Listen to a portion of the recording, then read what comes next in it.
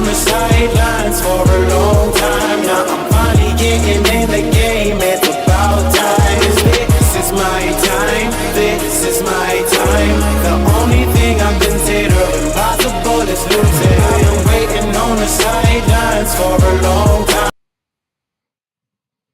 In the game, it's about time. This is my time. This is my time. The only thing I consider impossible is losing.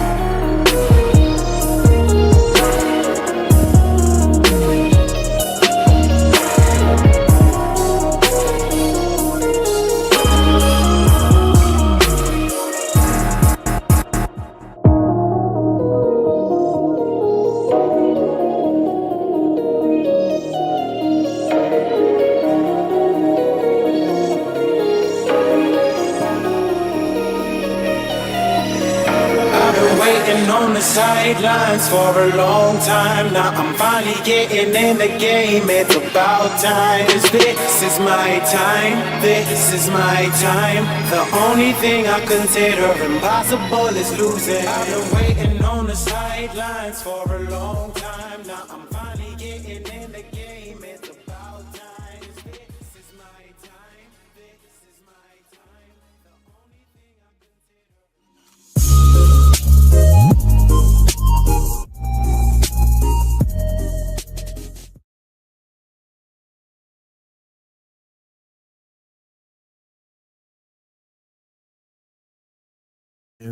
What's up, ladies and gentlemen? Welcome back to TD PHINS Talk, home of the real Miami Dolphin fans. Make sure that you punch that like button on your way in the building. Let your friends and family members know about the channel. As usual, we are live here on Tuesday night.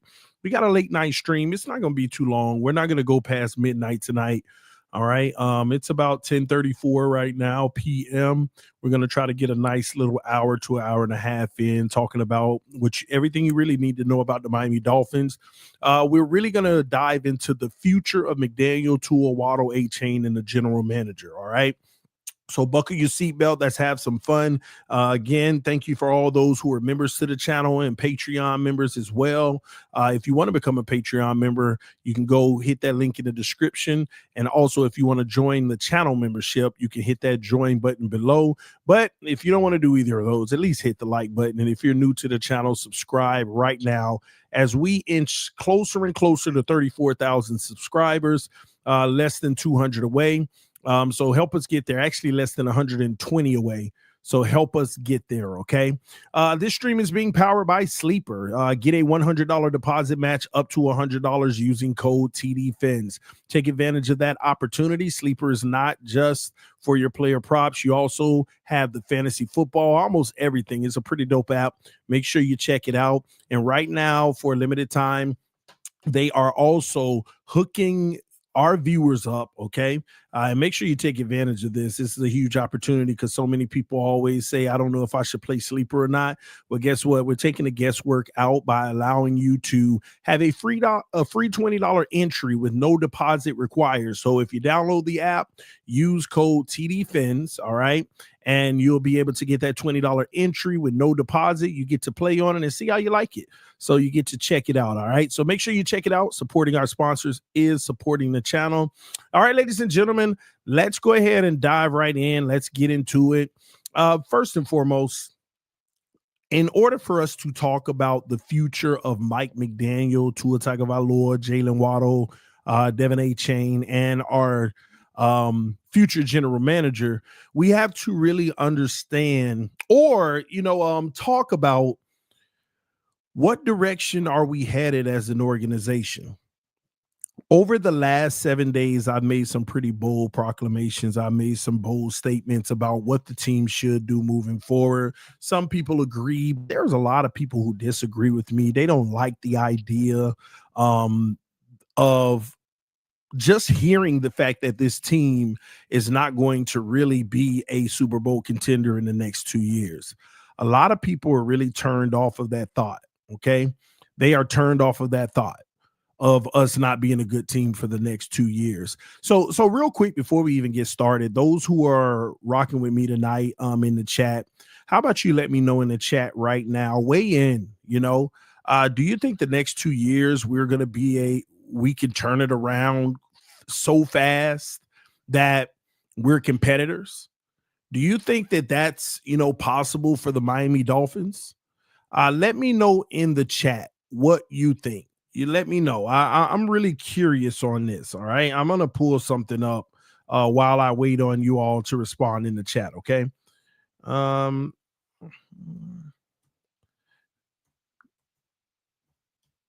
record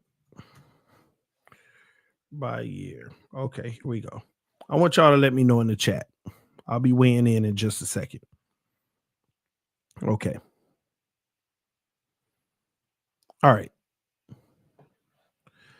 All right. So I think I have a few of them here. Not with Tua.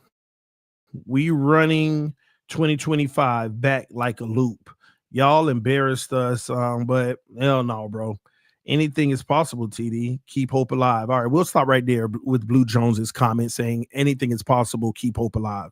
So, okay, so and not to Blue Jones, but I have to say this, and I don't want anybody to get offended or anything, but I'm not the type of person that's kind of like a reactive person. I'm not a reactive person. And me personally, I feel like there are a lot of teams in the NFL whose general managers are reactive. And as long as you are reactive, you're going to be behind the eight ball. I'm a more of a proactive person. Let me give you an example of proactive. The Philadelphia Eagles. That front office is proactive. Truth be told, they could have went to war with what they had and tried to go get a Super Bowl. But every year around this time, they're aggressive and going to try their very best to find as much as they possibly can for their team. They don't leave any stone unturned. They take advantage of every opportunity they can find. It's not a situational thing. It's just the culture. They are proactive. I'm not reactive. Anything is possible sets you up for being reactive. So when I say in the Miami Dolphins community, blow it up, and we're not going to be competitive for the next 2 years, and we should expect to be competitive if everything works out in 2028. People hear 2028 and they, oh, no, absolutely not. That's too much in the future. No. Ladies and gentlemen, this is the reality of the NFL. This is the reality of the NFL. You will find it very hard for a team who's rebuilding that just flipped the switch in 1 year.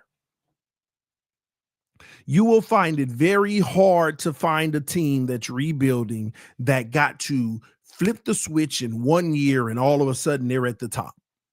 They're at the top with the top 5 to 7 teams. It's something that it doesn't happen. But for some reason, there are a lot of people who think that it happens. I don't know why. It doesn't happen. And someone just chimed in and said, what happened to the Patriots? What did happen to the Patriots? People are saying the Patriots were fast. See, this is what I'm talking about. People are literally saying the Patriots were fast. Have you actually done your research to back that up? At a minimum, It's 2 years, and most teams are 3. So before you say the Patriots are fast, did you forget that they were 4-13 last year? Yeah, but after last year, they turned it right around. Hold on. Let's go back one more year before that. 2 years ago, the Patriots were yet again 4-13. See, y'all don't take the time to break it down and really look. Mac Jones last year and Drake May's first year were the 2 down years. And truth be told, even the third year before that, they were 8-9, but we don't count that. We don't count that. So it's just not true. Now someone's saying the Lions, that's a total lie. The Lions went through like 3 years of being garbage before they flipped the switch. You forgot how bad they were when Dan Campbell first became the coach? They won like 1 or 2 games or something. Then the year after that, it was also a struggle. You guys are actually just wrong. Go look up every team. Someone said Commanders, but you know what? Let's see. Let's take a look. How were the Commanders before last year? I don't know. That's a good one. Let's find out. I'll be able to see in 10 seconds.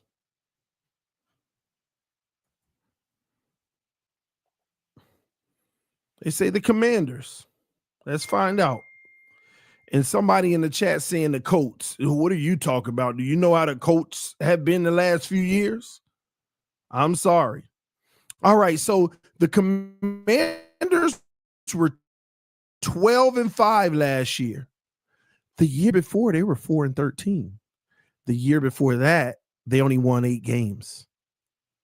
The year before that was 7. The year before that was 7. The year before that was 3. They ain't been over 500 for how many years has it been before they've been over 500?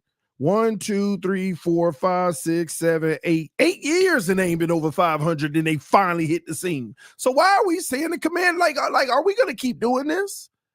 Listen to me. You don't have to name a team. It's rare. And I'm sure if we go through all 32 teams, we might find one example of a team that rebuilt. But here's the caveat to further make my point. Y'all are actually naming teams that didn't officially rebuild. They were just struggling for a while, and then they hit.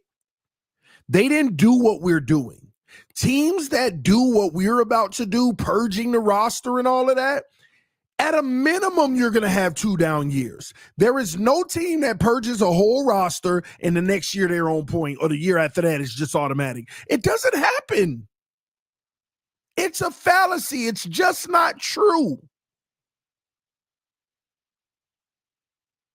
It takes time. It's not a right-away situation. Now, I could see if we still had all the weapons and we replaced 2 and went and got 2 more. We're not talking about retooling. We're talking about rebuilding. Retooling is transferring out a few, but bringing 2 more that are at least close to the level to see if this is the right piece or that's the right piece. That's Jenga. Remove that piece, put it at the top. That's Jenga. That's playing the game Jenga. Like, we're talking about what the Jets are doing and what we're about to do. Rebuild. We're not retooling, ladies and gentlemen. We're rebuilding. Chris Greer told you that already. He came out. I was so grateful that he admitted it. We're in a rebuild. We realized that we have to rebuild this thing. And we started this season, even though it didn't look like it. But what I want y'all to know is the clock didn't start this season. The clock is going to start in January. You got 2 years. We need to come to that realization so that we can make good, sound football decisions or takes or what we support and what we don't. That was before he got fired, Q, just so you know. So I see why you asked that because, hey, has it changed? No, because they traded Jalen Phillips. They traded Jalen Phillips after he got fired. So it hasn't changed. It hasn't changed at all. And they were open to trading Achane and Waddle. So it hasn't changed. That's the path we're on. And just so many of you know, well, we'll get into that when we talk about those individuals. Q said, I don't know, TD. I thought they were rebuilding, but it seems like a retooling. It's not a retooling, and here's why. Many of you don't realize we have nothing left. Because we have Tua, Waddle, and Achane, y'all think we have something? A retooling is shifting 2 to 3 pieces. A retooling is getting rid of 2 to 3 big pieces and replacing them with 2 to 3 pieces. You know why we're not retooling? We didn't replace anybody. We didn't make any major deals to replace anybody, really. We operated at a deficit. We got rid of more than we gained. So it's not a retool. It is a rebuild. Here's further proof. They're not done. Chubb and Tyreek guaranteed not on the roster next year. And I think we all can agree on that. And then you have other decisions on the guys that are mentioned in this video that we're going to talk about. Shout out to Nate, blessing the channel, showing love. Nate just said, if they win out, do they ink? They all are gone still? That's a great question. And I'm going to address that before we go into the individual futures. I will say this. The Dolphins win out, they win 10 games. The person who's safe if they win out is Mike McDaniel. Mike McDaniel is the safe guy if they win out. The only way that all of this is safe is if they go to an AFC championship game or something like that. That's the only way. You got to overly shock everybody. You have to ridiculously shock everybody. That's the only way everybody is safe. Win 9, 10 games and get in. And then, you know what? Maybe, and I'll even bring it down to be fair. Maybe win a playoff game. I think you at least got to win 2. But maybe just a playoff game. You have to shock everybody. But I will say this to the person who said that or asked that. Here's the problem with us as fans. If we do win out and we lose in the first round, this is where we let our emotions get the best of us and think that this is progress. This is where we would think that it's progress. This is where we could easily be fooled. Because what I've learned in this NFL is whether you lose 7 out of 8 at the beginning of the season or the end of the season, it could still end up being the same outcome. See, what if the Dolphins right now were 8-2? And we lost the next 7.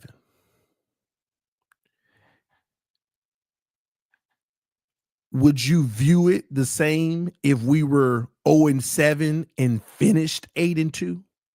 Same thing, just reversed. And both of them, you missed the playoffs, but you turned it on at the end of the season. What many of us need to realize, that is the same thing, and it's failure. But since it happened on the back end, you left off on a high, and your emotions change your true evaluation. That's the problem. This is why I keep going out here saying it would be so Dolphin. Because, and this is why I always say, not just Tua, but this team in general is good enough not to be good enough. And it's the worst team to have, and the worst quarterback, and the worst this and the worst that, because they'll never be so terrible. They will never be so terrible that you don't at least feel like there might be hope. Beating the Bills have gotten people well, I still don't know about the season, but that was good.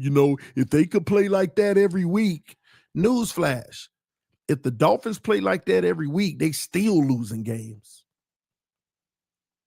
We're just fortunate we created turnovers in that game. You could play like that every week and you ain't going to get 4 turnovers against the best teams every time.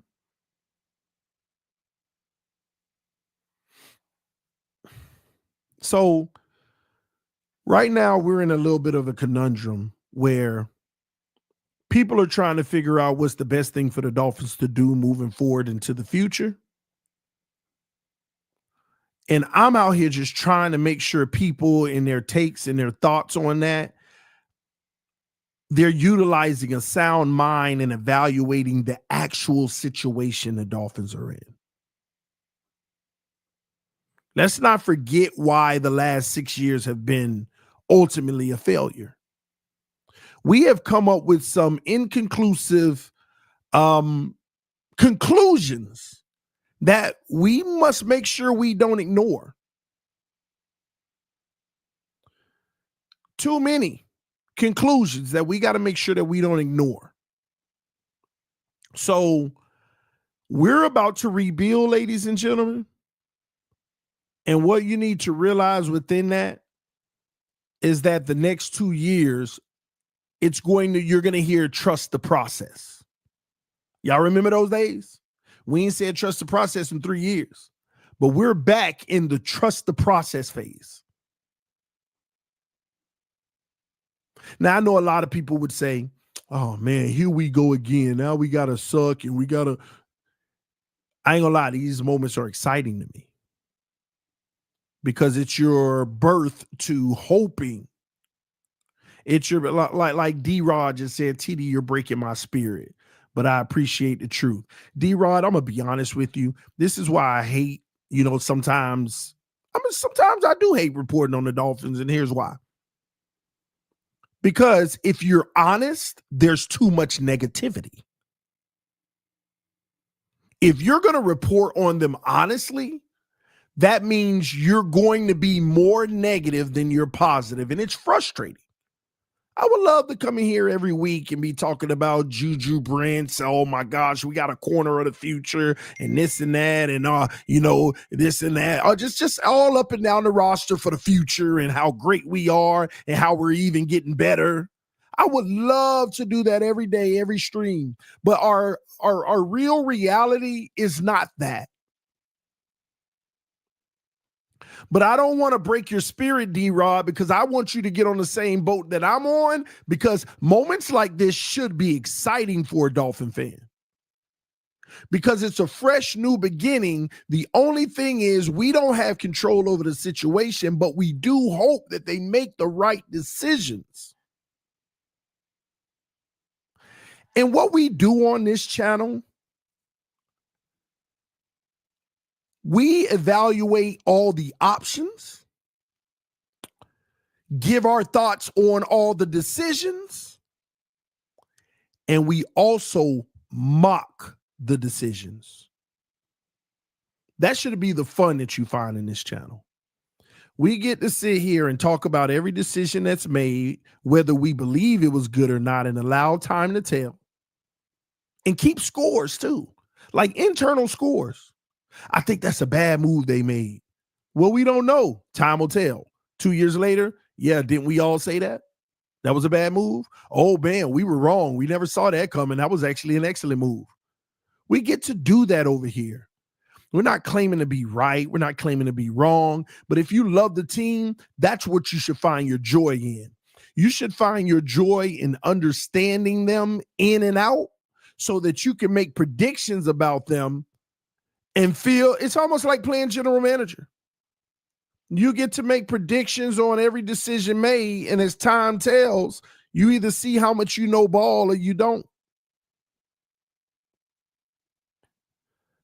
But I love talking to people who talk football, but do it from a non-biased educational standpoint. And here's why. Because every take we have, if it's right, we lock it in. If it's wrong, we learn from it and we ask ourselves, why were we wrong? What made us wrong? And we understand a better facet of the game and say, oh, that element was in there that we didn't think about or we didn't know would happen. So that's what made it. So when we start evaluating in the future, we identify the element, remember this, and we become better ball knowers.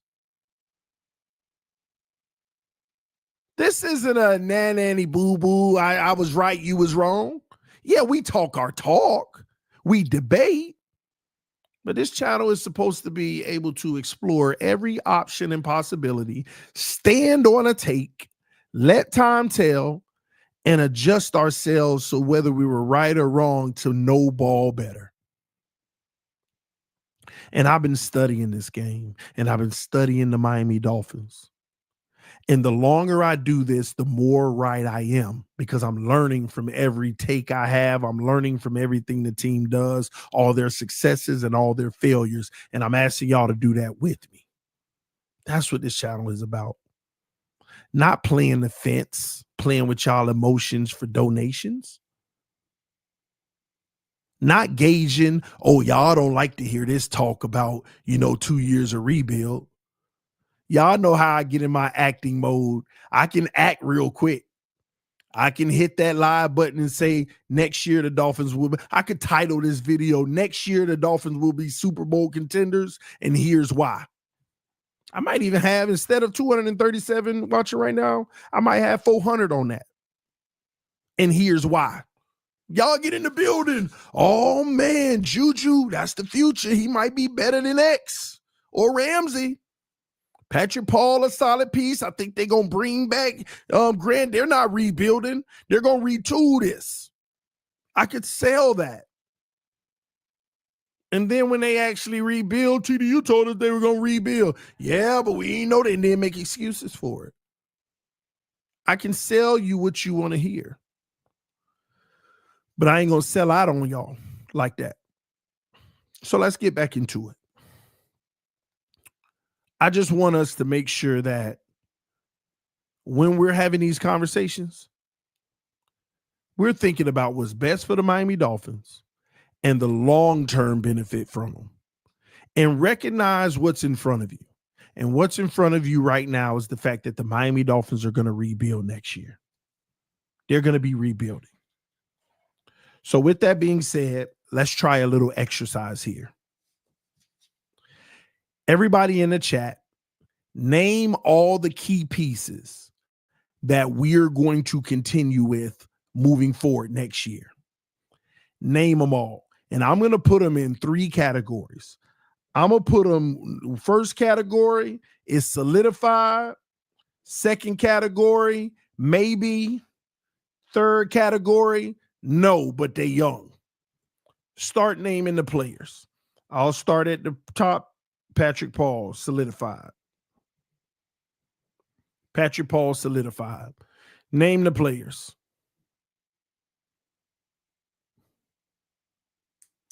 People are saying, let me do a 4th category. Unknown. Because they could be traded. So Zach Sealer is in unknown. Waddle unknown. Achane unknown. I want to put them in the unknown category for now. Come on, name him. Jonah Savanaya. I'm going to put maybe because he ain't solidified. Jonah. Who else? Who else? Why y'all think Brooks? Isn't Brooks after this season he got one more year? Let me look at Brooks' contract. He could be right there with the rest of those guys traded if he keep playing this well. He can bring back an asset to Miami. I'm going to put that in the unknown, to be honest with you. He got 1 year on his contract. That means he tradable. Chop, I'm going to put Chop in the maybe because he ain't solidified. Solid rookie season, but done fell off this year a little bit. Let's see if he can get back to form. Somebody, any more? Any more? Jack Jones, he ain't under contract. Ain't he going to be a free agent? Let's look that up. Jack Jones.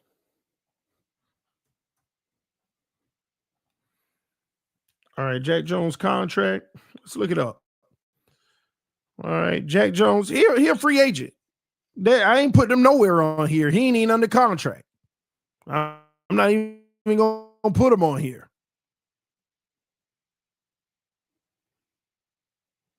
Taj Washington, he go in the third category. He ain't doing nothing. He gonna be on the team, but it ain't really helping. He ain't impacting anything. Juju Brents, let's look him up in his contract because I thought we just brought him in. Let's see if we gave him a few years. Give me a second. Let me pull Brent up.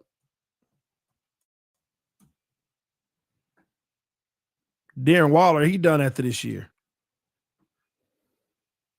Brent's, okay, so Brent's has one more year on the deal. So we'll put Brent's in here, but we'll put Brent's in the maybe because I like what I see so far. I'll put him in the maybe. Who else? Who else? Y'all help me out. Ollie, I'll put him in the, I mean, they're not even playing the man like that. I'm putting him in the third. Ollie Gordon in the third tier. Who else? Chubb is gone. Chubb is gone, man.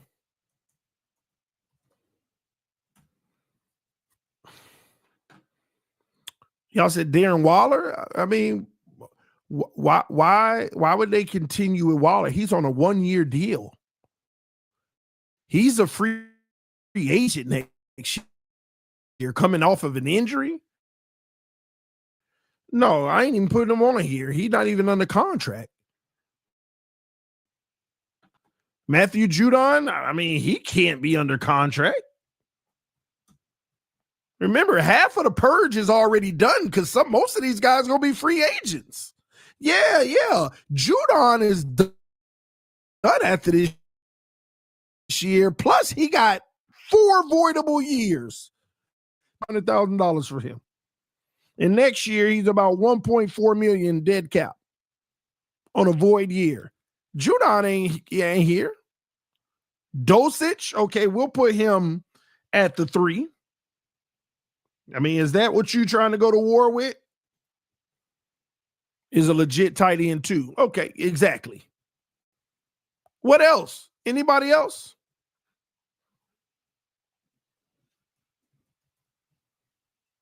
All right. Jalen Wright, we'll put him in the middle. Jalen Wright. Okay. Well, somebody said, Dante Trader? Is that? I mean, Dante Trader was on a rookie deal. He'll probably be on the roster, but I'm putting him in the third category. I ain't worried about special teams. I ain't worried about special teams. Somebody said Brewer for sure. Are you sure? Are you sure about that? Hold on. Let's look at Brewer real quick. Brewer, His out is after this season. Do the Dolphins want to pay him $9 million next year? And then he got 3 voidable years after that. I actually got to put Brewer in category 4 as unknown because he's tradable too. Kenneth Grant, we'll put him in the 1 category. No, he going into 2. Kenneth Grant. What else we got? I know we can find 1 or 2 more, right? I'm trying to think of 1 or 2 more guys on this team. The reason why we can't really think about them because they so far down the depth chart. We already got Jonah. All right, so we'll pause right there. Here's what I want y'all to think about, okay? I already got Zealer in the unknown. Here's my unknown category. Brewer, Zealer, Waddle, Achane, and Brooks. The only reason why is because they have trade value. We've already shown we were open to trade. Ewers, yeah, I'll put him in the 3rd category because he ain't contributing. He's replaceable. Ingle, no, I think this is Alec Ingles last year, by the way. Yeah, I think that I don't know if they move on because he's one of the higher paid fullbacks from what he did 2 years ago. And Ingold has 1 more year left on the deal. And it's $5 million next year, but they could save 3.5 if they move on. So I don't know. I'm going to put him in the unknown as well because he's tradable. All right. Here's my point to even doing this list with y'all. This is my point. I'm not going to include these guys that's tradable. Here's what your real youth core is. You only got 1 youth core player that's solidified that you feel great about in the future. And that's Patrick Paul. Patrick Paul. And remember, all these guys are on rookie deals with the exception of Achane for the unknown. So Patrick Paul is the only player you have. Sorry, thank you. Eichenberg, I'm going to put him in the 2nd category. So here's what I want y'all to know. Let's start on the offensive side of the football. Patrick Paul is at left tackle.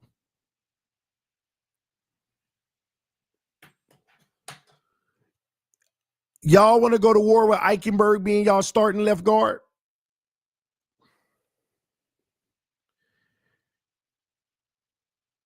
Brewer, which is unknown, tradable. Let's act like we're keeping all these guys, right? Now you need a right guard. And Austin Jackson, let me put him in unknown because he's probably gone. The contract says he'll be gone next year, by the way.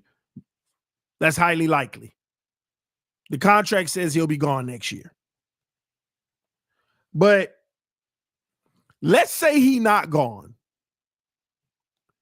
This is your starting O-line. Patrick Paul, Liam Eichenberg, Brewer, a new right guard, and Austin Jackson. How y'all feel about your O-line going in the next season? How do you feel about your offensive line going in the next season? Anything change? Anything change?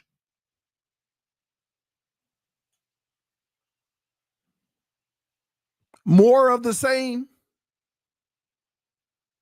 Right? Just more of the same. Injury prone guys that ain't good enough, more of the same. So retool all you want. That's your O-line. Let's go to the offense. Let's keep going. Tua's your quarterback. Let's keep him up there. Matter of fact, and that's in the unknown category. Tua's your quarterback. Achane your running back. Ingold your fullback. Who's your tight end 1?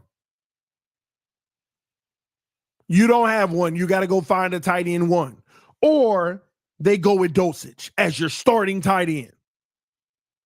So you need a starting right guard, a starting tight end, because the alternative is a bad option as a starter. So you need a starting right guard and a starting tight end. And you got Jalen Waddle. You need 2 more starting wide receivers. Who your number 1 and number 2? Who your number 2 and number 3? You need a wide receiver 2 and a wide receiver 3. You don't have one right now. Just because they're playing the role right now, don't make them one. That's how down bad we are, by the way. Just because Malik Washington playing a role as a 2 or 3, don't make him one. So you don't have no money next year. Let's start there. You don't have no money next year. And you need a starting right guard, tight end, wide receiver 1, and wide receiver 3. And you want to be better than you are now? Because if you're not trying to be better than you are now, then what is the purpose of us doing a retool? If you're not trying to upgrade at least those 4 positions that you need starters in, then what is the purpose of retooling? If you're going to be worse. Think about that. Think about that. And by the way, in that entire process, you have no depth. No depth at the wide receiver position, even after the 3 that you have. No depth at tight end. No depth on the O-line. No depth. Watch how many undrafted players on this roster next year, by the way. You're probably going to have 3 or 4, maybe even 5 undrafted players make the 53. Mark my words. Mark my words. So I say they will find the money.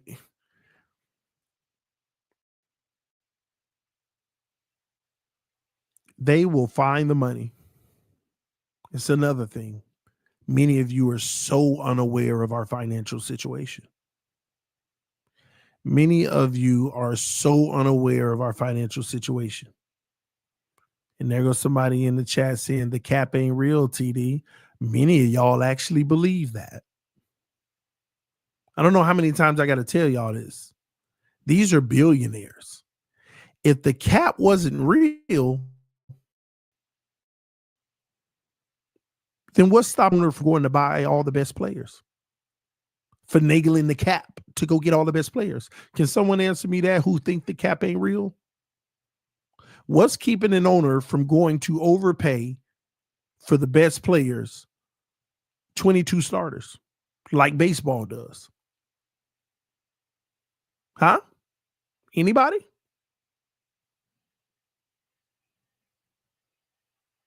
Some of y'all have no clue how the cap works.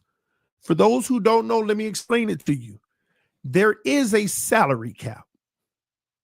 So to break this down in basic terms for people to understand, let's say this year your salary cap is $10 and every team has 10 players.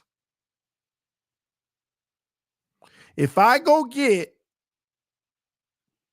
Patrick Mahomes, I need 10 players. Remember that. If I go get Patrick Mahomes on a 5-year, $15 million contract, he's on average going to cost $3 million against my cap every year. Then I go get a healthy Tyreek Hill for $10 million for 5 years. He's going to count against my cap for the next 5 years, $2 million each year. Now, I know I'm going to move these numbers in a second, but I got $5 million left, and I got 8 players to sign. Jalen Waddle, another $10 million a year. For 5 years, $2 million a year. Bam. I got $3 left with 7 more players to sign. And let's just say I take those 7 players with the $3 million and give them all $450,000 each. And now that's my team. Right? What many of y'all don't understand is this is how they move the numbers and manipulate the cap. They'll say, Patrick Mahomes, in year one, you're not going to count for 3 million. We're only going to make you count for 1. And in year 4 and 5, you'll count for 4 and 4. We'll up your back years. Instead of 3 million, we'll do 4 million the last 2 years. In the first year, 1 million. Oh, we got $2 million now. So now we can go upgrade some stuff. So we go do that. Then we do it with Tyreek too. Hey man, we're gonna take that $2 million. We only gonna charge us $500,000 this year. We're gonna save $1.5 million, and we're gonna put it on year 4 and 5, $750,000 each.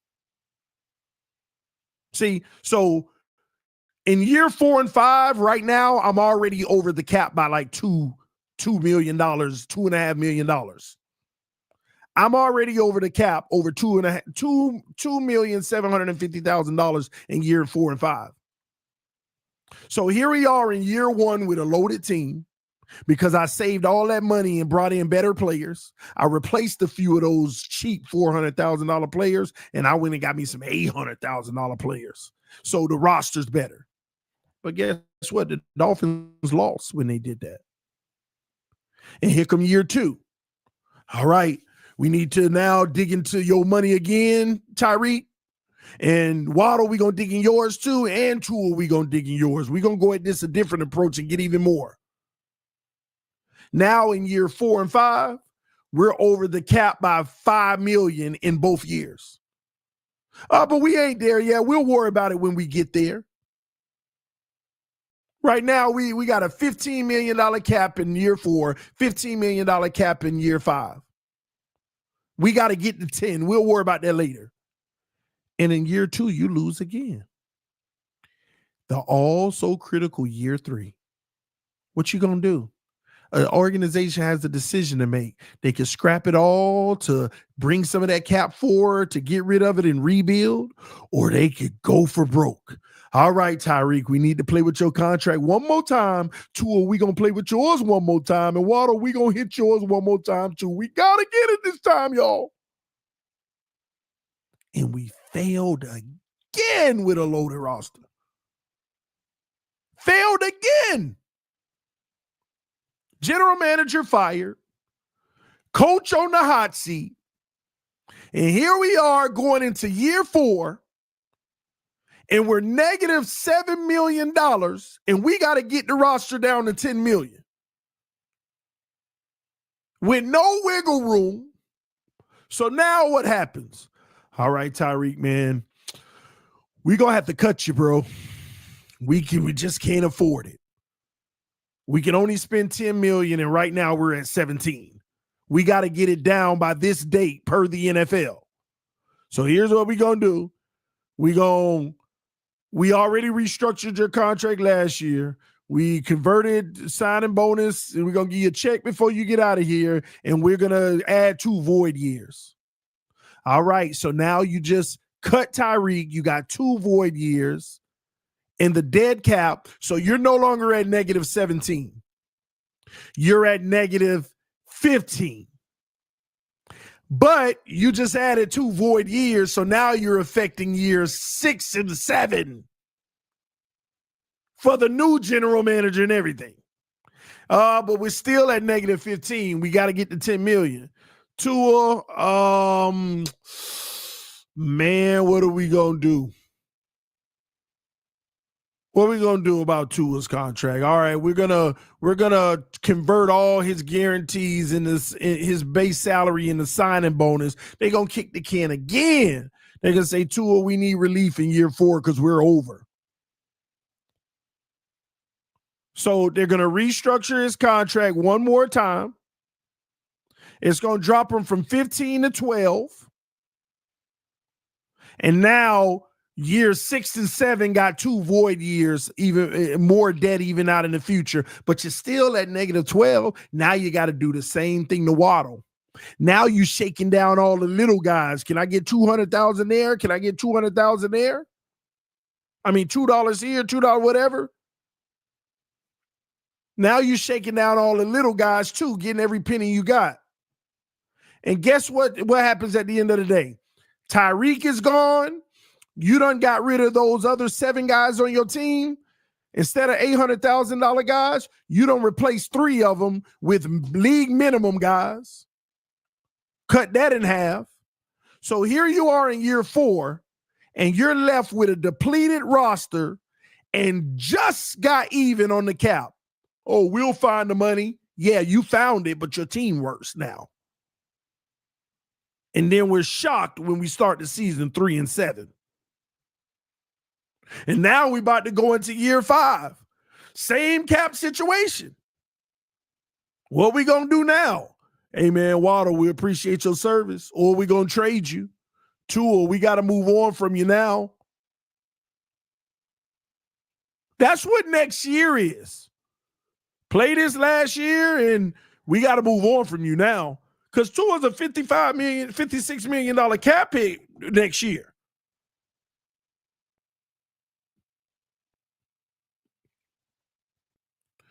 And here's the insult to all of it. 5 years is complete. Tua's gone, Tyreek gone, Waddle gone, and this is all an example. All 3 of them are gone, and the new general manager comes in, and instead of a $10 million salary cap, all he got is $6 million to work with, and he got to get 10 players because all of this void little money that he got to wait 2 years to come off. The new guy already starting with your old debt. The void years where they were finding the money. I only got $6 million to build this team. And y'all think that you could just be great in 1 year of a rebuild? We got to clear our financial books more than anything. Now, I know some people be like, yeah, but the salary cap goes up. But guess what? All that finagling you did to get better players down there at the bottom, their salaries went up too. Their salaries went up too. I don't know. People will say, man, the cap went up 10 million. Why are we complaining? The salary cap is, if the salary cap is $250 million, it's closer to 3. But just say okay, it's $300 million, the salary cap. People don't realize if it goes up 10 million next year, that's only 3%. And that 10% don't belong to one player. Every position value just went up 3%. So when you go from giving your quarterback 10 million a year to 50 million, you just jumped him 400, 500%. You just jumped him literally 10% of the salary cap. And you wonder why you can't afford depth pieces or complementary pieces as much, because the good ones, their value went up and you can't afford it. You can't afford it. Billy Batson said the cap is a non-issue in 2026.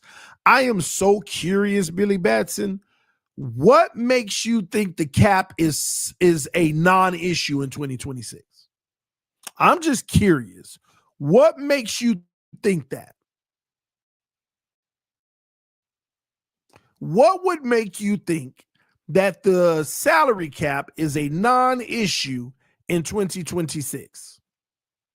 Is it because when you look at the cap space, it'll say, oh, well, we're in the positive right now, $2 million. And when Chubb and Tyreek gone, we're going to have more. Is that why? Is that what makes you think it's not an issue because we're not negative? Newsflash. The one thing y'all never consider is how many people on the roster with that cap space next year? How many people on the roster under that number? Is it 53? Is it 53? Let's see. 3, 6, 9, 12, 15, 18 on Jonah, 21, 24.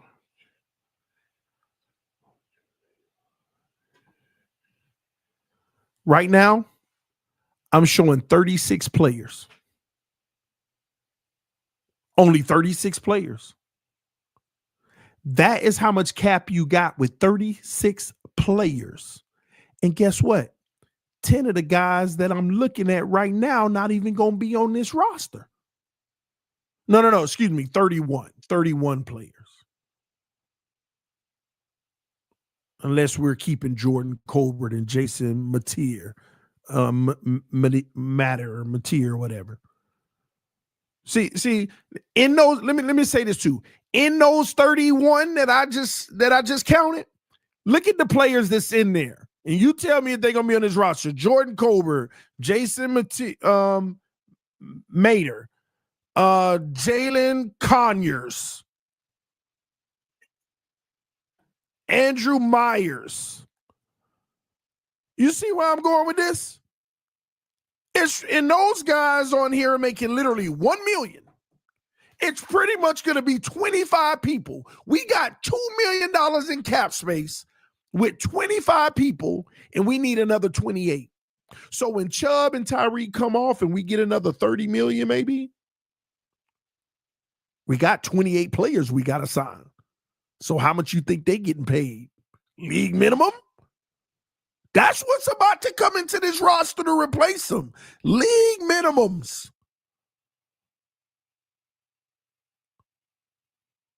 A whole bunch of league minimums. Right now, we literally got 22 players making less than 2 million. So the cap is a non-issue. The cap is not an issue for 2026. You got $2 million with 28 people need to be signed that you're short. And the cap is a non-issue? And don't you want the team to be better? You want the team to be better, right? So you don't want just $1 million guys, right?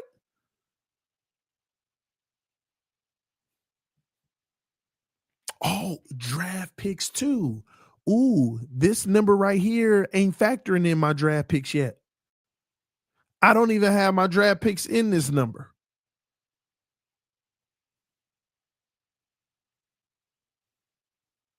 Yeah, I got all my draft picks that I'm looking at right here, all 8 of them counting as $0. So in this draft, first round, we'll be drafting probably around 12. You're going to be having a $6 to $7 million contract. Second round, that's about $2 million. That's 9. Third round, you're about 1.5. 8, 9, 10, 11, 12, 13, 5, 14, 15. Yeah, you're going to need Miami going to need about 14 million for the draft. Oh, technically we're already negative 13 million. Chubb, Tyreek will be positive 20 million. Then you need to sign 25 players. We don't even have enough money to sign 25 minimum players. No, excuse me. Let's not go. It's supposed to be 28, but let's subtract 8 from that to be fair because of the draft picks. So 20 million. What, we going to get $21 million players? No, it's not how it works. The Dolphins recognize the situation they're in. This is why some of these guys are gone. Tua, Austin Jackson, Alec Ingle, Brewer, Zach Sealer, Waddle, Achane, Brooks. Some of those guys are gone. They're going to be gone. They're going to be gone. Some of those guys are going to be gone. I don't know who it's going to be, but they're going to be gone just to fill the roster. And if you want to actually in free agency, maybe go get 2 or 3 young players that can get a 4-year deal and go on this journey with us, it ain't going to be $4 million. You got to go get some solidified pieces. You can't do that. So how do you do it? You got to move on from some of these big contracts. Y'all think it was just nothing? You think that they just said, hey, Waddle, we're going to put you on the block, but we were never going to trade you. No. The offers were good, but they weren't great. But the bills came with the great. but it was in division. Anybody else out of division would have offered what they offered. Waddle wouldn't have been here Sunday. We probably would have lost because of that.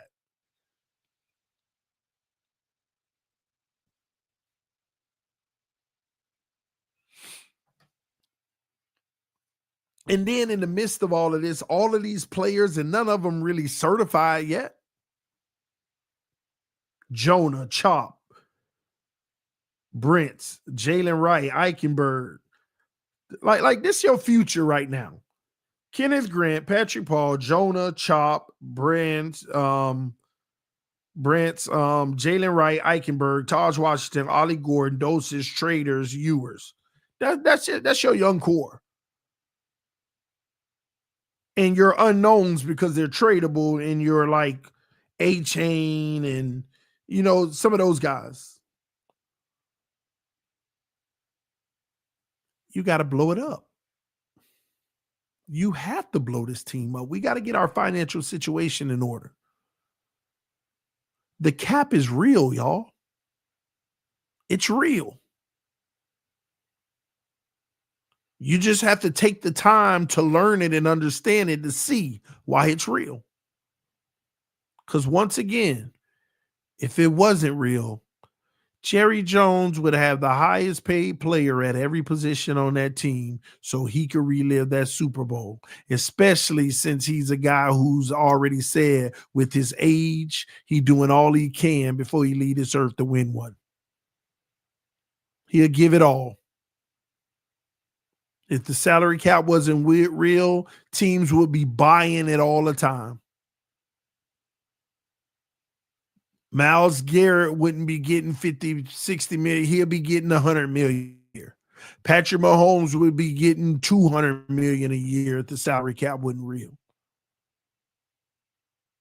It's real.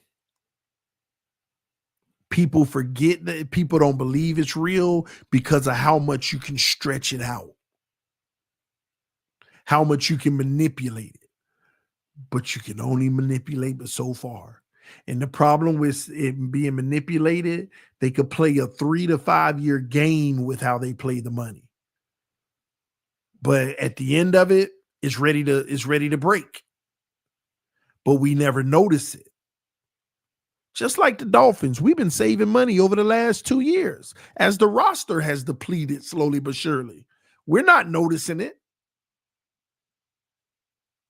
Y'all forget last year we started the season like negative 30 million. Next year, right now, we're projected positive 2 million. We've been actually already trying to get our books in order. It's one of the main reasons they didn't restructure Tua again. Do you know how much more talent we could have had on this roster this year? All they had to do is call Tua in office and say, we want to go ahead and make some more of your money guaranteed and save us $40 million. And we could have went on the shopping spree, a small little shopping spree again. Easy. But they didn't, because that would have made the debt even more in the future. Plus Tua, of course, they having more doubts.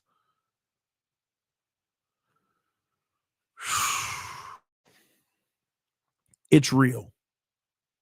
The best course of action for the Miami Dolphins is to legitimately rebuild. What does that mean? Do all you can to trade Tua. Cut Austin Jackson if you can't trade him. Same with Ingold if you can't trade him, cut him. Same with Brewer if you can't trade him, cut him, because none of these guys got any more guarantees. Trade Zach Sealer if you can. You might have to hold on to him one more year, though. Because, I mean, you can eat it and save the long-term money, but you're going to pay him one more year worth of guarantees anyway. So might as well keep him one more if you want. Trade Waddle. Save the money. Trade Brooks. Achane is the tough one. I would trade Achane if I can get a second. but I'm not bothered if we kept him. But here's what you got to understand. You're going to pay him because he's going to be due his contract after this year. You got to pay him. You got to commit some of that future money that your general manager, he got to come right in the door and decide, okay, I got this running back. He's really good. He's still young. He's not going to add any value for the next 2 years. I mean, he's going to be good, but we ain't going to win nothing. So who cares that he good? And after that, is he still going to be up for the task and be one of those guys? He's still really young. I could probably bet on that. They'll probably keep Achane just for the simple fact, I got to get a fan something to cheer for while we're down. Somebody got to be on this roster that they love. And you always got to have somebody. So I could see Achane staying and getting the deal and them front loading the deal so that they can eat the cash while they're rebuilding just in case they want to get out on the back end or not be a burden on the back end.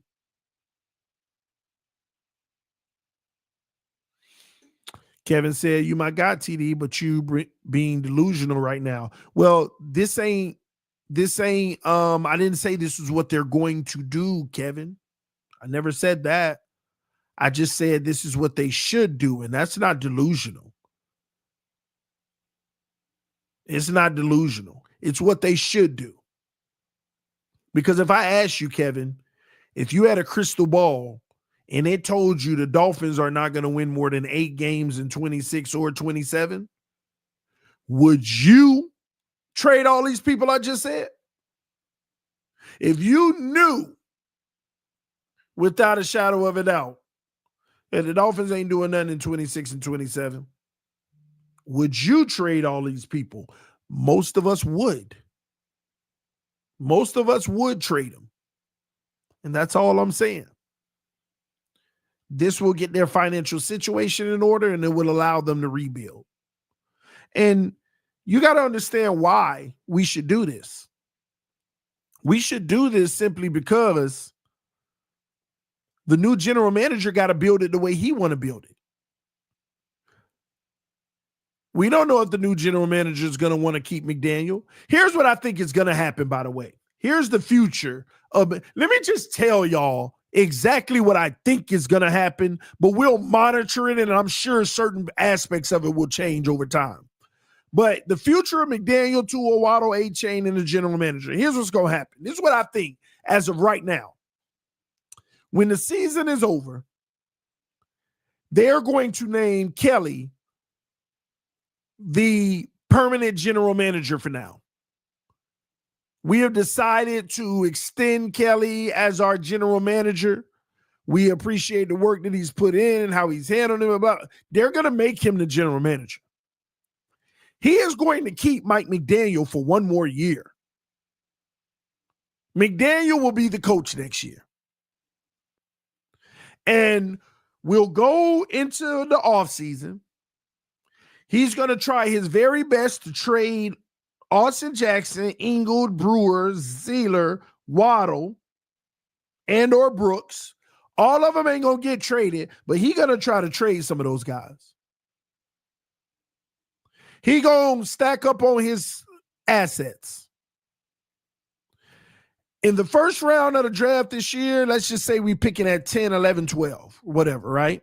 Just hypothetically. It might be 7, 8, 9. Who knows? They're going to get the best offensive lineman available because they're not going to have a high enough pick to get the best number 1 or number 2 quarterback. They're going to get the best offensive lineman available. They feel like they got a bookie and left tackle. Look for the Dolphins to get a right tackle in the first round. A guy who might can play both ways, both sides. The Dolphins are going to get a tackle in the first round. Highly likely. They're going to get to the second round. Guess what they're going to do? Draft another guard. The Dolphins are going to draft the guard in the second round. They're going to get to the third round. They're going to be looking for linebackers. They're going to be looking for a nice complimentary receiver. They're gonna be that's what's gonna happen. They're gonna try to find those third round picks, a defensive tackle, a linebacker, a tight end. Those third round guys, those positions is like a first round. Like those positions in the third round is like getting a second rounder. That's what they're gonna do. But remember, they also got some assets from trading Waddle and all of that. And it might be another first round pick. And I hope that's in 2027. That's why I'm confused. I hate that they didn't take the 2027 first. But that's what I think they're going to do. That's number one. They're going to trade as many as they can, get draft capital. And they're literally going to go into the draft and they're going to get a right tackle and they're going to get a guard in the second round. That's what I think is going to happen. And what they're going to do, they're going to march Patrick Paul out there. They're going to march a right tackle rookie first rounder out there. They're going to have the new guard on the right side. And they're going to have the new guard from the second round on the right side. Jonas Savaiinaea going to be on the left because they can't give up on him. You got to give him 2 years at least. So Jonah will get next year to be bad or good because you can't just give up on a second round pick like that. And center, they may pass on. They might just go grab a guy in free agency. Won't be a great guy, but he can do the job. And in the third round, they'll find all those value picks. You can get a great linebacker in the third. Yep. You can get a great number 3 receiver, maybe even a 2 if you're lucky in the third. You can get a great tight end in the third. They're going to be attacking those positions where the third round value at that position is really one of the best coming out. Jonah has gotten better. Yeah, whether he has or not, he's going to have next year to continue to grow. Someone said Brewer is awesome. Yeah, go look at the contract. They would have to re-sign him. And it's possible. Hey, man, we want to go ahead and give you a new deal. Keep you around a little longer. Not much more, ain't no more money, but just the same, but give you an extension. That could happen. They might re-sign Brewer. Let's go, Brewer. But that's what you're going to have. A young O-line, and now they got to start figuring it out. And Tua's going to have to deal with that line, the ups and the downs of them growing. They might not be good at first, but they could be growing to be good. But Tua got to deal with a building line. Not a line that they're building. So that's what I think is going to happen. Clean house. Let's start fixing the trenches while we eat more of Tua's contract. While we deal with all these other guys' dead cap. Year 2 after that, they're going to fire Mike McDaniel in 2027, the summer, going into the 2027 season. As soon as 2026 is over, Mike McDaniel's going to get fired. Tua's going to get cut or traded if they can, because the money ain't as bad then. He's going to get cut or traded. And they're going to fire Mike McDaniel after 27. And the general manager going to bring the coach he want in. And they going to start scouting and evaluating quarterbacks and getting ready for the draft. And all the ammunition, it's all going for the 2027 draft. Who the best quarterback? Because truth be told, in 2026, we're going to be a worse version than we are now. Young players everywhere. Young players everywhere. I mean, y'all got to think about it. Even if you were to keep all of this, right? Even if you were to keep Tua, Jackson, Ingle, Brewer, Waddle, Achane, Brooks. Think about what's filling all the holes. It ain't no veterans. We going to the draft. All these young players, undisciplined, young, got to grow. Got to develop. Some of them go hit the ground running. Some of them go struggle. we're going to be a worse team. So we're going to lose even more games. And we're going to be up there in that top 5 and draft. And we're going to have a few first-round picks. And that's when the new coach that the general manager brought in is instructed, let's find our quarterback. Just like New England did. So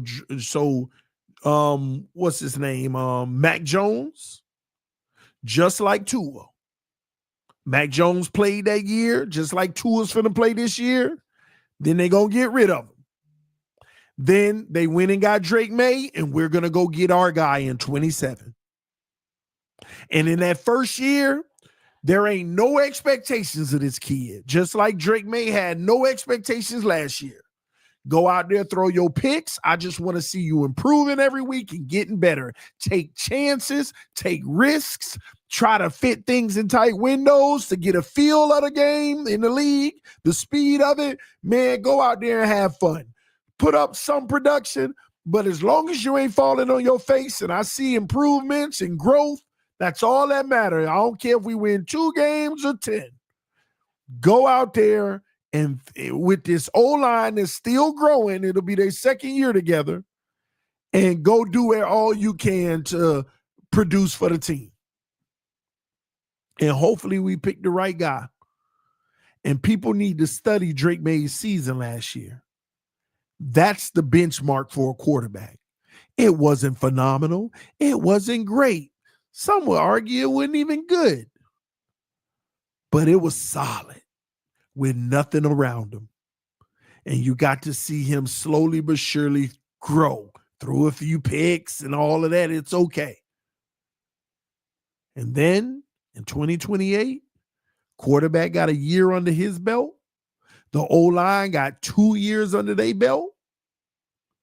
We got draft picks. All right, here we go. First round. Let's go ahead and get us one of these top flight receivers. Let's go ahead. And that's how it works. And you start building. Let's go get us a receiver. Maybe we don't even go get a receiver. Maybe we go get some edge rushers. We go get a few edge rushers. You go get one receiver in free agency. And right there in 28, after you get you a receiver, you work strictly on the defense. All things are invested in the defense. And you keep building this roster. But you should be back up over 8 wins in 28 if everything is going right. And you keep building this roster from that point. And here's the beautiful part of it. Even when 2028 come, I ain't do no contracts. I ain't got nobody in my office that I'm sitting here like, oh my gosh, we got to pay this person. I ain't dealing with none of that. Matter of fact, I got tons of cap space in 2028 now. Tons. We finally reset, man. We got a lot of money.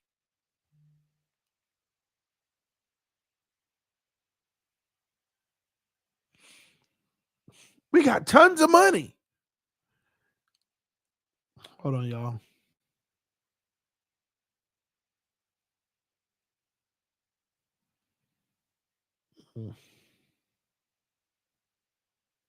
Yeah, I agree. The homie Glenn messaged me on this stream saying what people don't realize, or I didn't bring it up either, is that even to retool, you got to have the money to retool. That's a good point too, Glenn. Because when somebody said that earlier, we're not rebuilding, we're retooling. You got to have the money to retool. We ain't got no money to go buy nothing right now. You got to have excess money to retool. That's a good point. That's why we have to rebuild so we can clean up the books. But yeah, man, 2028, we're going to be stacked with cash. We got draft picks. We got a foundation of a roster now. All that good stuff. That's how it's supposed to work. That is what's I believe is going to happen. McDaniel will be allowed to coach one more season. And when that's a failure, they're going to fire him, even though we already know it's going to be a failure. We already know it's going to be. They're going to fire him. Tua, he's going to play one more year. If he has a trade partner, we'll take. Matter of fact, if we got a trade partner this offseason, we'll trade him, but you got to have a trade partner. So I think he'll play one more year because I don't think anybody will trade for him. Unless he plays lights out for the rest of the season, nobody's going to trade for him. So he's going to play one more year because it doesn't hurt us for him to play one more year. It's not saving us money to move on. And if you're already rebuilding anyway, you're already paying him, so let him play.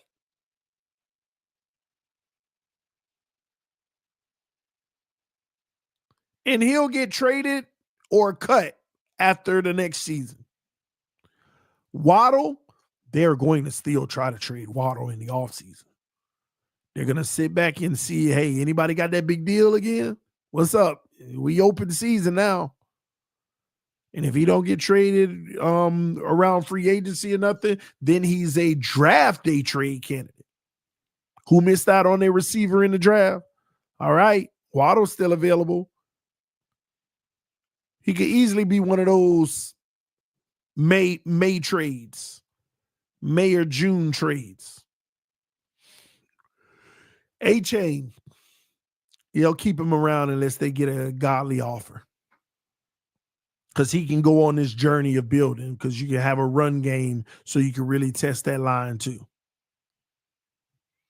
And the general manager, like I said, I think that Kelly's going to be able to remain. Kelly's going to be the one that fires McDaniel after next season, and he's going to bring the coach that he would prefer in. That's what I think the future of Mike McDaniel, Tua, Waddle, Achane, and the general manager is. That's what's going to happen in that order. But we'll see, because there's some things in here that can change it all. Maybe they do select a different new general manager. It could be a whole different approach than what I said. Maybe they do fire McDaniel right after the season. Then it could be a whole different approach at that point. But right now, I'm going to stand on that's what I believe is going to end up happening. Because the Dolphins will finish the season competitive. And I think the Dolphins will get themselves up to about seven games. I truly believe they'll win the next 3. Then those last 4, they'll probably win 1 or 2 of them. So they could win 4 or 5 more games, which is 7 or 8 wins. That's what I believe is going to end up happening. But as I always say, time will tell. Time always tells. So here's what can change it all. Okay? First off, Mike McDaniel. He got to figure out a way to coach the heck out of this team, show what he showed in that Buffalo game, and they got to at least win 9 or 10 games. And then he has a different outlook. And then next year, he's going to have to somehow, with an even more depleted roster, win about 9 or 10 games for anybody to say, man, this is a great coach to win under these circumstances. Let's go ahead and keep him and figure this out. That's what it would take for him to save it. Tua Tagovailoa, total different story. He's gone no matter what within a year and a half from now. Between now, not now, but between the end of this season and the end of next season, that's it for him. They know what they have. A placeholder. They don't have a quarterback who they can maximize all the intangibles quarterbacks need to have in today's NFL. And people, no matter whether you want to agree with me on this or not, but Tua's biggest downfall is no longer the injuries and it's no longer his play. It's the fact that We have to worry more about keeping him healthy with his play. Turn that play down so you don't take that hit. Don't go get that first, lowering your shoulder, run out of bounds.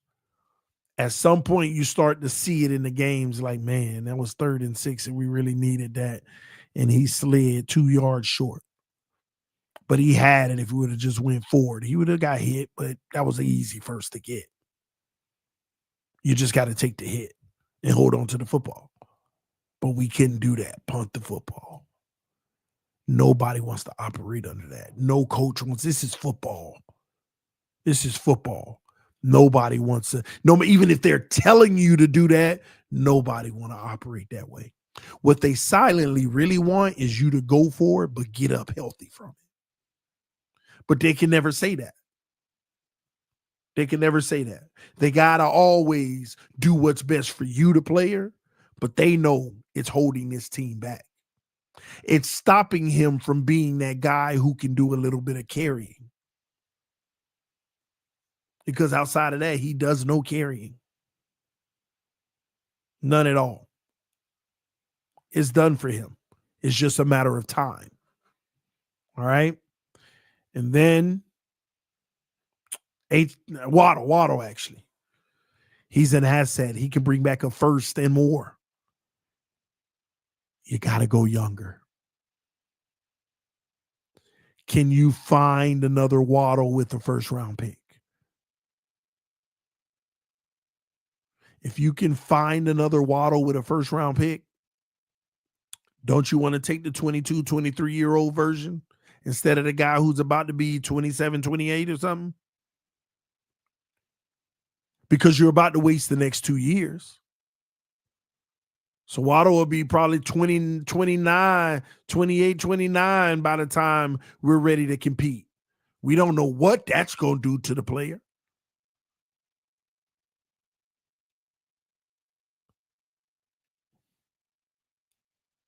Can you find another Waddle? And truth be told, you might find better. Just saying. You might find better.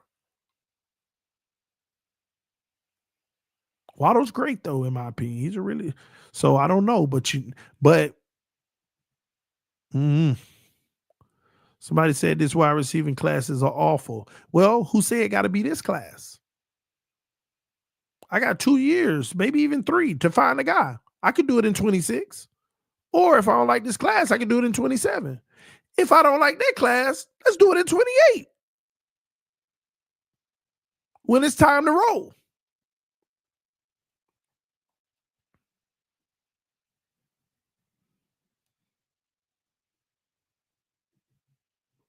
That's how that works, man. And then our guy Achane. I'm starting to lean more towards keep him. It's a matter of, do you believe he can stay durable? And I'm going to, he's already been dealing with injuries the first 2 years. This year he's been hit. People are like, well, he's been healthy this year, but the year ain't over. And I hope he ends up healthy. But I got 2 years of injury so far. And now this year he's healthy so far. So I got to wait. So if he ends the season healthy, maybe, hey, Achane, we'll take the ride. Let's do it. Give the team something to at least be hopeful for the next 2 years that you can watch on the field. But if he gets hurt again this year, man, it sucks because his trade value would go down too. So you might be stuck with him anyway. I don't know. So Achane will probably be here, y'all. And the new GM, I think it's going to be our guy, the guy who's in the building now, Kelly. I don't know. Time will tell. But anywho, that's the future of McDaniel, Tua, Waddle, Achane, and the general manager position from my point of view. But please recognize we need to rebuild. We need to get our money in order. We need to clean out house and get rid of all the bad people who have built up in this era. under McDaniel. You see Jalen Phillips go to Philly and he say you immediately see the difference between the championship caliber team. Jalen Phillips out there talking, boy. Phillips, like, you can immediately see the difference. Nobody is shaking in this locker room. A tight fought game and nobody wavered. They all just, you can feel the confidence on everybody. Oh, we straight. Which tells you in Miami, they was stressing about everything. That's kind of what that tells me. The man literally said you can feel the difference in the lack of fear.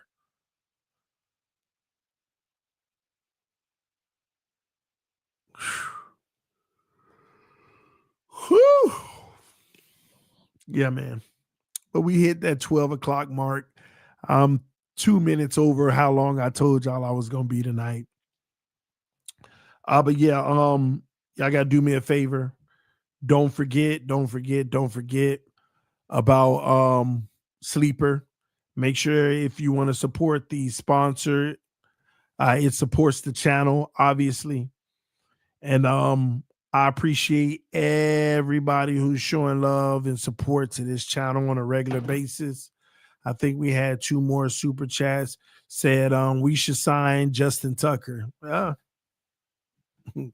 Hey, TD, first time subscriber. I appreciate your intelligent and incisive perspective on the Fins. You know what? I appreciate that. I do appreciate that because it is a perspective. I just want to be known for giving a thoughtful, reasonable one, a common sense one too. Because in the fan base community, a lot of people don't put 2 and 2 together. They just fan, which nothing's wrong with that if that's what you want to do. But I'm more of a fan that wants to understand what's going on. It'll help you understand. Like I get mad at games, but if you notice, I don't get mad at the game. I get mad that we lose on stuff that I keep telling y'all is the issue, and it keeps repeating itself, and people don't see it and make excuses for it. So when I'm crashing out, I guess I am mad about the game, but it's really the fact that we shouldn't be shocked. We shouldn't be shocked at as much as we're shocked at. We're shocked too much. Like next year, the roster is going to be less than what it is now, but some way people are going to feel like, man, I think that if, we could do this now, we might can do that. We brought this player in and that's going to help this. And then when we struggle again, they're going to be shocked. And I'm going to be there like, why y'all shocked? It's a less roster than last year. Why y'all keep having higher expectations with less? Why do people keep having higher expectations with less? Don't make sense. So I want to be known for also common sense. Common sense. And the only thing that get between yourself and common sense is emotion. Your heart. Your heart will lie to you. Even the Bible say that. If you're a religious person, the Bible even tell you lean not on your heart. It will betray you. And that's it, man. In life, society, in the real world, all of that, that's the problem out here. Too many people, their emotions are giving them their opinion, their point of views, and everything. Man, we in the real world. Facts over feelings. Facts don't care about your feelings and what you wish would happen. Facts don't care about that. That's why there's so many. This is why it amazes me when I sit back in December and January every year and I'm watching Dolphin fans crash out about how could this happen? And then they spend weeks going into excuse form. Well, technically the O-line, because if the O-line didn't get hurt, we would have been just justifying the delusion.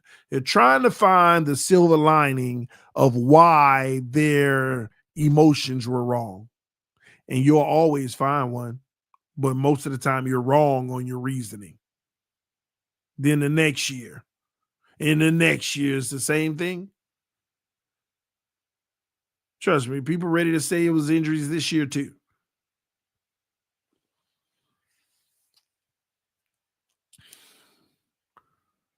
Let's build this the right way. And start by building that wall for your next quarterback. Start by building that wall. All right, y'all, I'm finna get up out of here, get me some sleep for the night, and go get in this shower and lay it down. Thank y'all for tuning in. I appreciate those who rocked with me this evening. I will see y'all tomorrow. We'll be right back at it. We got some more to talk about. We're still gonna talk about some things this season. You know, is Stephen Ross gonna try to force McDaniel on the next GM? A more deep dive into the salary cap. I think that's important. We're gonna have to do roster evaluation. All these people we listed, I want to put them in their position so you can see what the team looks like. Okay. And then evaluate the roster with the young core. So there's some more stuff we want to go over this week. We're going to do more streams like this to come. Wednesday is one of my busiest days, so that's not as likely, but we'll see. So we'll probably get back into a good long stream on Thursday. I'm going to drop something tomorrow early in the day probably as well. But just FYI, so if you're looking for it, turn the notifications on so you'll know whenever it comes out, all right? Love y'all. Appreciate y'all. Let me get me some sleep. Man, I will see y'all tomorrow. Peace, peace, peace. And hit that like button on your way out. Get y'all some sleep. Good night. I'm out.